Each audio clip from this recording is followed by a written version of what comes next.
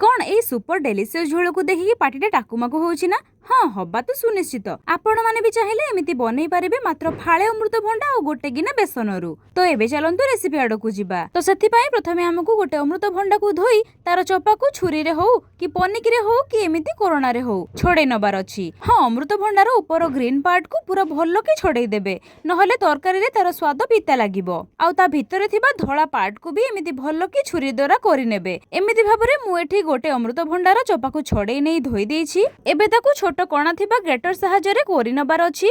छोट छोट स्लाइस करले बेसन रे गोळेबा टाइम रे सेटा भल्लो की बाइंडिंग हबो।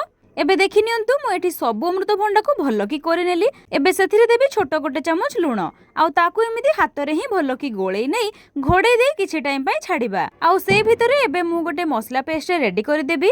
सेथि पई मु एठी नेइछि 6 ରୁ 7 कोला रसुण ठु टिके कम क्वांटिटी रो अदा, 2टा कंचा लंका, गोटे गोटा बिलाती, गोटे चमच गोटा जीरा आउ 2 चमच गोटा धनिया, 4-5टा गोलमरिच आउ गोटे पीस गुजराती। ए सब को अल्प पानी दे गोटे स्मूथ पेस्ट रेडी करि दबा। वर्तमान लूण दे गोळे रखिदिबा अमृतभंडा हमर पानी छाडी दे सारलाणी।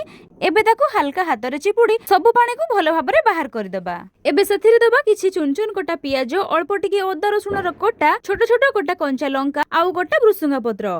एबे गुंड मसला रे दबा स्वाद अनुसार लूण, हळदी गुंड, नाली लंका गुंड, जीरा गुंड आउ गरम मसला। एबे सब को 4 बड़ चमच बेसन सह पूरा हाथ रे ही चकटे चकटे मिसई नबा। वर्तमान सेथिरु हमें मीडियम साइज रे एमिति बॉल बनै नबा। आपण बॉल को छोट बड़ करि परिबे। एबे एथिरु मु सब बॉल को रेडी करि देली। आशा करे भिडियोटी को आपण माने फुल वॉच करी आपण मानकर मतामत को कमेंट बॉक्स रे लिखिबे।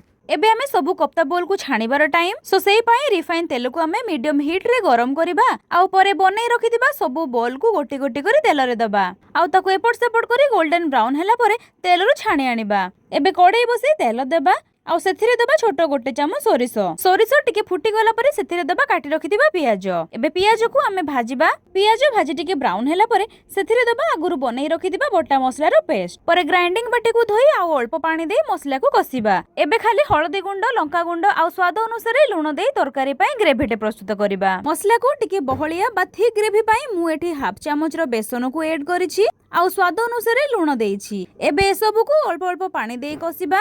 एबे मसला पूरा हमर कसी हे गलानी आउ एबे सेथिरे दबा पानी। झोल टिके अधिका रखी तरकारी को फुटेबा कारण कप्ता बोल को पानी रे दबा मात्रे एहा झोल को सोक करि दबो। देखि पारुथिबे कप्ता बोल गुडी को हमर पूरा साइजिया हेजी, को पटु भी फाटी नाही।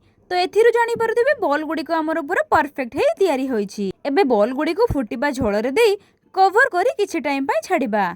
आउ ग्रेवीटा सेमी थिकनेस हैला परे जाय गैस रो फ्लेम को बंद करिबा। ग्रेवी देखि आपण माने जानि पारुथिबे कि अमृतभंडार कप्ता तरकारीटी हमर केते स्वादिया हेइथिबो।